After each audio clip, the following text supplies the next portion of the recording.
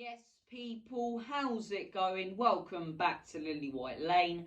Hope you're doing good, hope you're keeping safe and well, and hope you're having a smashing and a fantastic Friday afternoon. Also, please do be careful, because I tell you what, it's bloody windy outside, so if you are going out of the house, as I say, take care of yourself and stay safe. But if you're not going out of the house, grab a snack, grab a drink, chill out, and watch us preview Tottenham Hotspur's game tomorrow afternoon against Manchester City with a 5:30 kickoff at the Etihad here on the channel. Well, look, no matter what way you want to look at the game, no matter what way you want to look at the opposition in Manchester City, and I think there's only one way to sort of look at the opposition and say, bloody fantastic at the minute. We need to get something out of this game. We need to see a performance, a reaction, not just for confidence for the team and for the players, but to generally get some points on the board. And this game has honestly come at the worst time possible, right? We're dropping points at the minute.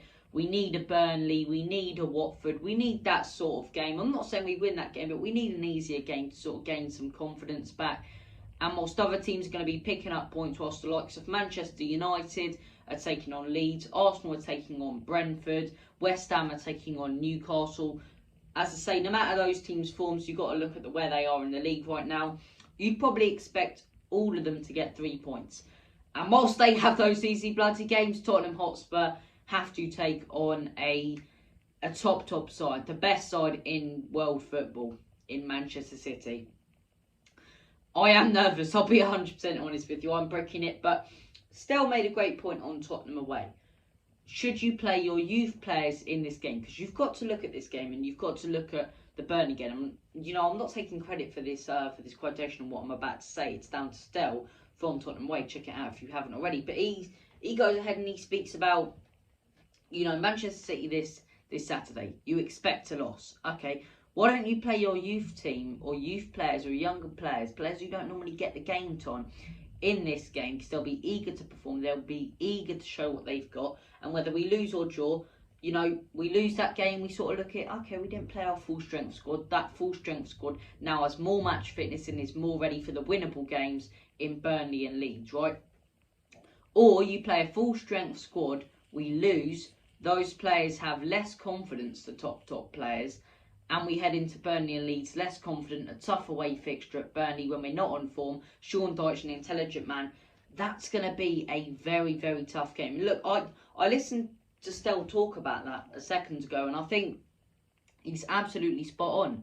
He's absolutely spot on, because we do play younger players, whether we win, lose or draw. There'll be positives to take, I'm sure, out of some of their performances. And if we do lose, the top players are going to be more confident for the must-win games. I think you've got to look at our next 3 games. Say Manchester City away, no matter our form, no matter our record against them, you've got to look at the way they're performing this season compared to us at the minute and probably say that's going to be a loss. We need 6 points out of 6 against Burnley and Leeds. We don't get 6 points out of 6 in those 2 games, top 4 is done. Top 4 is then well and truly done. But we lose to Manchester City, we draw against Manchester City, we win those 2 games, I really think top 4 can be on. And that's why I think, of course, this game's important considering the other teams' fixtures. But you've got to consider we have 3 games in hand over Manchester United right now, and they're, 7-8 points ahead of us. We win those games in hand. Plus, you've got to consider after they play Leeds, they have got some tough fixtures. We can overtake them. We can overtake them if we win against the likes of the Burnleys and the Leeds. Tough away fixtures, though. Tough away fixtures. Arsenal, I think they're a real threat to us for top 4. I really do. I think it could be the first season in a long bloody time that they do finish above us. And it pains me to say that, but they've got a structure at the football club. They've got a plan.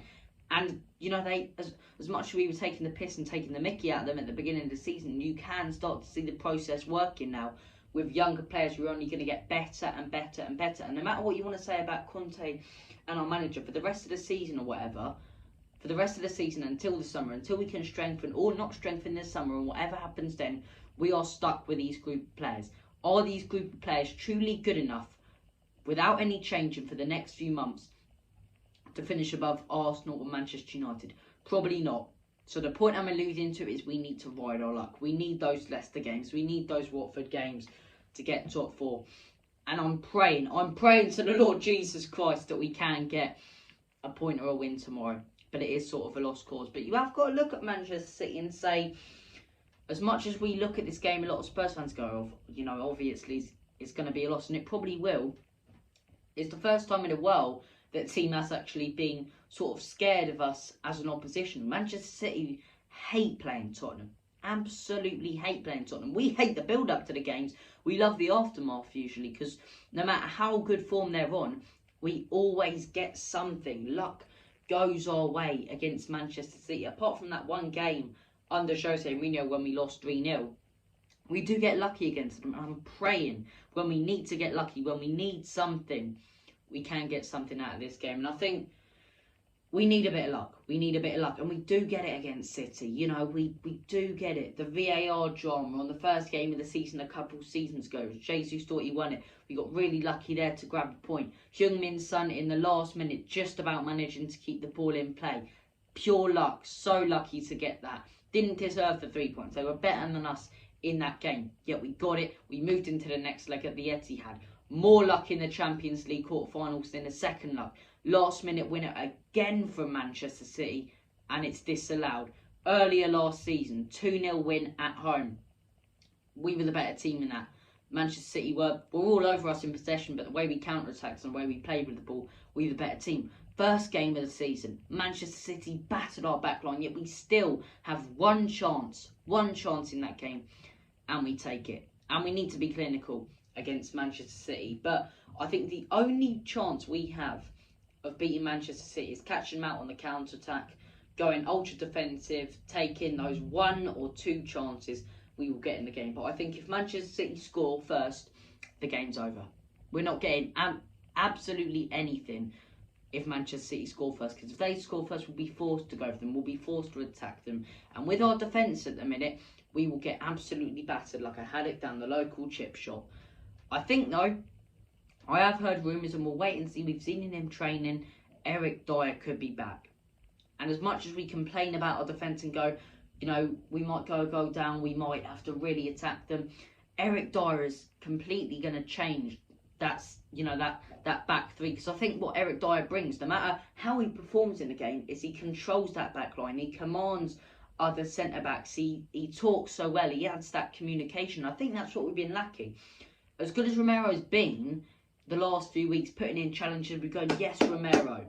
He lacks that communication. So does Sanchez. So does Davies. None of them are really leaders in that centre-back role. Romero's obviously quality, and I'm not undermining that, but he's not a leader. Eric Dyer, whether he's good or not, whether he has a good performance or not, he'll lead that back line. He'll really spur them on and go, come on, guys. He'll tell people where to go. Tell Sanchez to be in his position. Tell Romero to be in his position. And if he's back against Manchester City, that could make things very interesting. It could make them a little harder to score against us. But I think my score prediction for this one is going to be the first time in a while I do predict Spurs to lose. I really hope. I'm either going with a 0-0 draw here, going ultra defensive, or a 2-1 Manchester City. I honestly do believe we can score first. We saw it against Chelsea.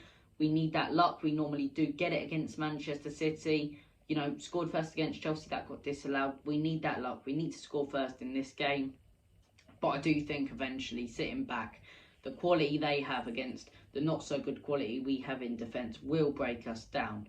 Whether Eric Dyer's back or not, you've got to consider their front line compared to our back line and say they will break us down. With Eric Dyer, I think it'll be less goals, but I'm going for, with Eric Dyer, a 2-1 Manchester City. Without him, a 3-1 Manchester City.